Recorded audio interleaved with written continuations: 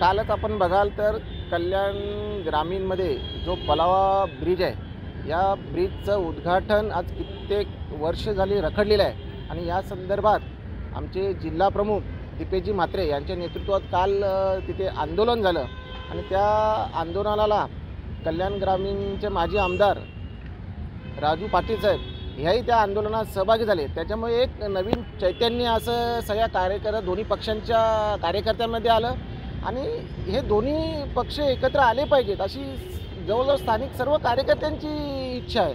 त्यामुळे आम्ही एक हा बॅनर लावलेला आहे की कशा प्रकारे कशासाठी हे दोघं एकत्र आले पाहिजेत, या अनुषंगाने आम्ही हा बॅनर लावलेला आहे। एकत्र का ठेवले बॅनर? कारण जर दोन्ही पक्ष एकत्र येऊन काम करायचं असेल तर दोन्ही पक्षाच्या नेत्यांना एका बॅनरवर आणणे हे गरजेचं आहे, म्हणून आम्ही दोघांना एकत्र या बॅनरवर आणलेलं आहे। दोन बंध एकत्र आले तर अख्ख्या महाराष्ट्राला आनंद होईल आणि दिव्याच्या विकासासाठी दोन्ही मनसे, सेना, उद्धव गट एकत्र आले पाहिजेत।